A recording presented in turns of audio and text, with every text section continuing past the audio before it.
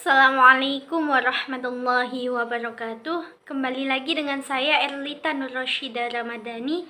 Kali ini saya akan mengulas sedikit tentang kaidah-kaidah tafsir buku karya Salman Harun pada bab 19, yaitu Al-Mantuq wa Al-Mafhum.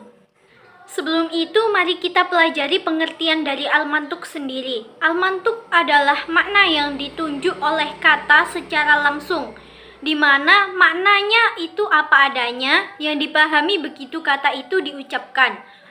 Al-Mantuq ada dua macam. Yang pertama yaitu sharih atau jelas maknanya. Yang kedua yaitu ghairu sharih atau tidak jelas maknanya. Kaidah pertama berbunyi, bila syari' mengiring hukum setelah pernyataan yang relevan, berarti bahwa adanya hukum itu karena adanya pernyataan tersebut. Cara pemaknaan seperti itu dikenal dalam kalangan kaum usul dengan isyarat atau penekanan kata yang merupakan jenis mantuk ghairu sharih, yakni mantuk yang tidak jelas. Indikasinya, hukum itu dikaitkan dengan keterangan yang bila keterangan itu tidak ada sebagai alasan adanya hukum, maka menyebutkan keterangan tersebut dalam kalimat menjadi sia-sia. Untuk firman Allah terhindar dari hal semacam itu. Demikian pula lah dapat dipahami bahwa kalimat-kalimat yang berisi kecaman terhadap yang melanggar atau pujian terhadap yang patuh. Untuk contohnya sendiri terdapat dalam surah Al-Maidah ayat 38 yang berbunyi was-sariqu was-sariqatu faqta'u aydiyahuma. Artinya laki-laki yang mencuri dan perempuan yang mencuri, potonglah tangan keduanya. Untuk contoh yang kedua terdapat dalam Quran surah An-Nur ayat 2 yang berbunyi az-zaniyatu waz-zani fajlidu. Untuk perempuan yang berzina dan laki-laki yang berzina, maka deralah. Kedua ayat tersebut di samping menjadi dalil wajibnya cambuk dan potong tangan, ayat tersebut juga mengandung arti bahwa perbuatan mencuri dan zina itu ilah atau alasan diwajibkannya hukum potong tangan serta cambuk tersebut, dan bahwa wajibnya hukum itu ditegakkan karena perilaku tersebut. Namun hukum itu tidak dipahami dari ungkapan teksnya secara langsung, akan tetapi hukum tersebut dipahami dari isyarat kalimatnya atau fahwal kalam. Jadi dapat disimpulkan bahwa mantuk merupakan pengertian yang dipahami dari bunyi kata-kata yang telah diucapkan menurut apa adanya. Kemudian mantuk itu ada yang sharih, yakni maknanya jelas. Kemudian ada yang ghairu sharih, di mana pengertiannya tidak didasarkan pada bunyi ungkapan kata-katanya, tetapi didasarkan pada isyarat, penunjukan, atau maksud dari nas tersebut. Di antara bentuk mantuk yang tidak sharih adalah dikaitkannya hukum itu dengan perilaku. Hal itu berarti bahwa ada atau tidaknya hukum karena ada atau tidaknya perilaku tersebut. Untuk kaidah yang kedua, yakni hukum yang dikaitkan pada keterangan, kekuatannya atau kelemahannya itu tergantung kekuatan atau kelemahan keterangan tersebut. Apabila pujian atau kecaman dan janji atau ancaman terdiri atas dasar perilaku atau keterangan, maka seseorang itu akan memperoleh pujian, kecaman, atau bahkan balasannya itu sesuai tingkat kekuatan perilaku atau keterangan itu dan sejauh mana perilaku atau keterangan itu yang ada pada dirinya.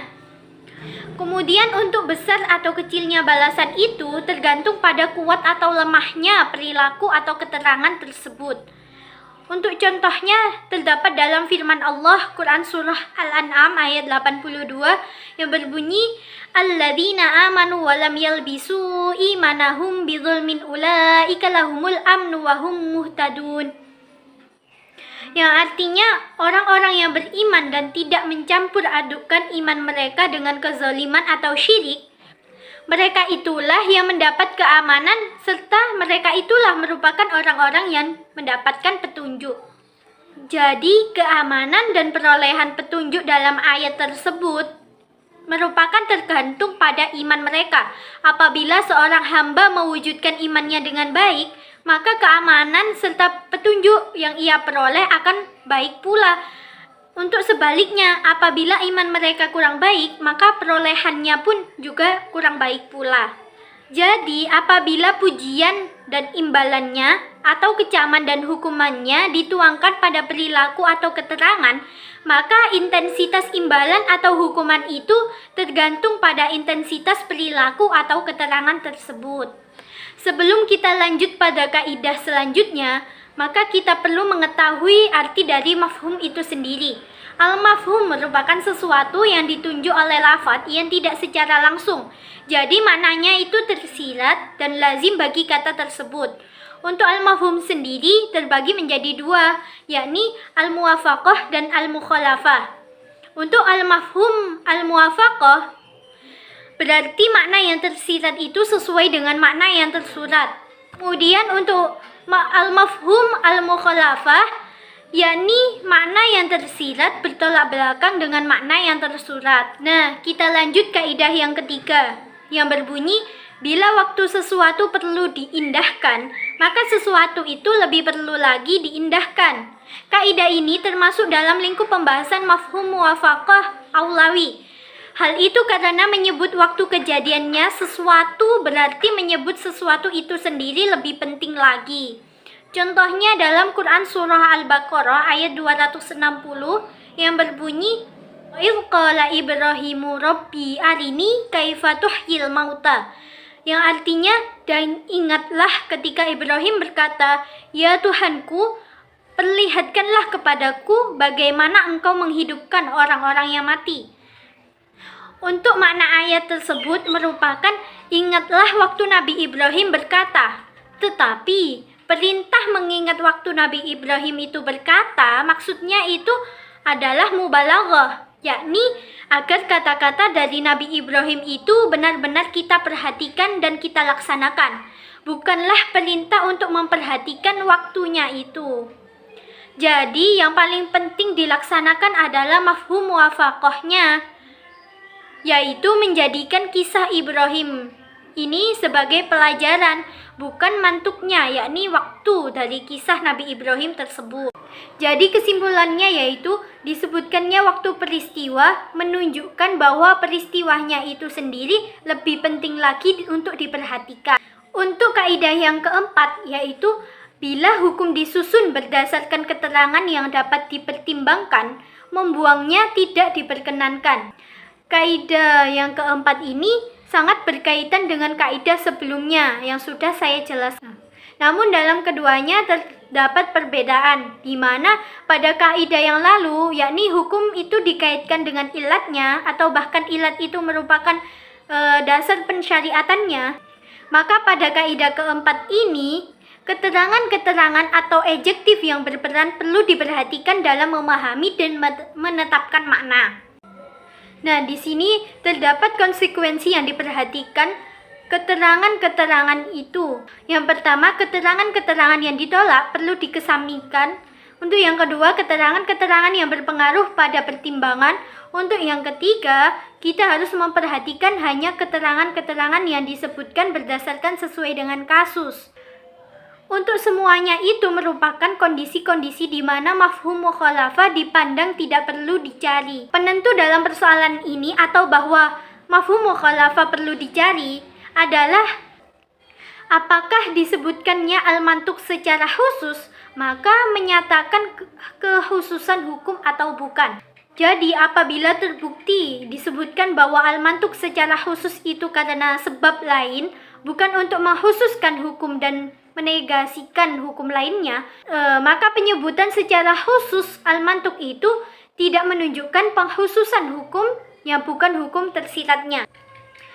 Namun perlu diingat lagi bahwa sebab-sebab yang membuat al-mantuk disebut secara khusus bukan untuk mengkhususkan hukum dan menegasikan hukum yang tersirat itu banyak.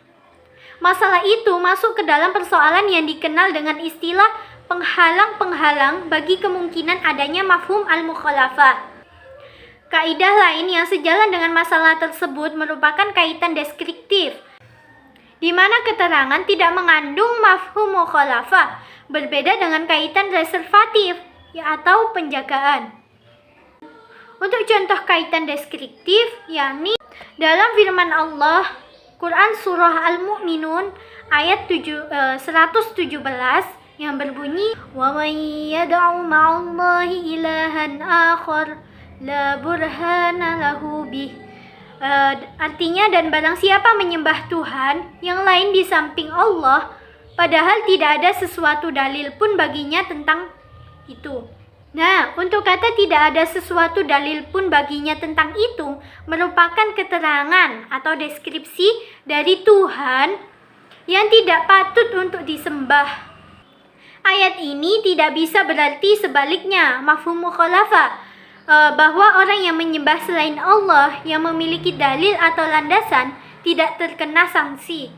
Hal itu karena apapun yang disembah selain Allah merupakan sembahan yang tidak memiliki dalil atau alasan apapun, dan hal ini merupakan sifat yang melekat pada Tuhan tersebut. Nah, untuk konsekuensi yang keempat, yaitu adanya mafhum mukhalafah dipertimbangkan apabila keterangan itu memengaruhinya. Jadi apabila kita sudah memahami tentang kaidah pada dasarnya ayat-ayat yang di dalamnya terdapat kaitan-kaitan, hukumnya hanya jelas dengan kaitan-kaitan itu, kecuali pada ayat-ayat yang sedikit sekali. Maka pernyataan dalam kaidah ini yaitu bila hukum disusun atas dasar keterangan, maka yang dimaksud dengan keterangan di sini itu lebih umum dari nats atau sifat dalam istilah ahli nahwu. Untuk keterangan dalam hal ini meliputi kaitan-kaitan dengan syarat, sifat, istisna atau pengecualian, serta bentuk-bentuk dari mafhum mukhalafah lainnya. Untuk pernyataan yang dapat diterima mengenyampingkan mafhum mukhalafah tidak dapat memiliki landasan dasar, seperti mafhum mukhalafah dari gelar. Begitu juga dikesampingkan oleh mafhum mukhalafah lainnya, kecuali untuk diterima sebagaimana yang sudah dijelaskan tadi pada kondisi ketiga. Kesimpulan dari kaidah keempat ini yaitu keterangan merupakan berkaitan dengan hukum. Kemudian kaitan-kaitan hukum tersebut ada dua macam. Yang pertama ada kaitan deskriptif atau keterangan, di mana dalam hal ini dibagi lagi menjadi dua, yaitu deskripsi tidak memengaruhi hukum. Dalam hal seperti itu tidak terdapat dalam mafhum mukhalafah. Untuk yang kedua yaitu deskripsi memengaruhi hukum terdapat dalam mafhum mukhalafah. Kemudian kaitan reservatif atau penjagaan. Dalam hal ini terdapat di dalamnya itu mafhum mukhalafah. Oke, sekarang kita bahas tentang kaidah yang kelima, yaitu adanya syarat tidak memastikan terjadinya peristiwa, di mana peristiwa tersebut ada kalanya diungkapkan dengan kalimat syarat, padahal peristiwa itu tidak mungkin terjadi. Hal ini dimaksudkan semata-mata untuk meningkatkan intensitas peristiwa dalam rangka memperkuat atau menolak suatu pendapat atau lainnya. Contoh seperti Quran Surah Al-An'am ayat 88 yang berbunyi walau asyraku lahabita anhum ma kanu ya'malun, yang artinya seandainya mereka mempersekutukan Allah, niscaya lenyaplah dari mereka amalan yang telah mereka kerjakan. Dalam ayat itu mengenai nabi-nabi, mereka jauh sekali dari kemungkinan melakukan perbuatan syirik. Ungkapan itu semata-mata dimaksudkan untuk menunjukkan bahwa syirik merupakan masalah yang sangat luar biasa dan besar sekali dampaknya bagi kita. Jadi kesimpulannya, kalimat syarat itu tidak berarti bahwa apa yang dipersyaratkan itu akan terjadi. Untuk maksud kalimat syarat itu tidak mungkin terjadi adalah untuk menunjukkan bahwa peristiwa yang disebutkan sangatlah luar biasa. Sekian penjelasan yang dapat saya sampaikan, kurang lebihnya mohon maaf. Akhirul kalam, wassalamualaikum warahmatullahi wabarakatuh.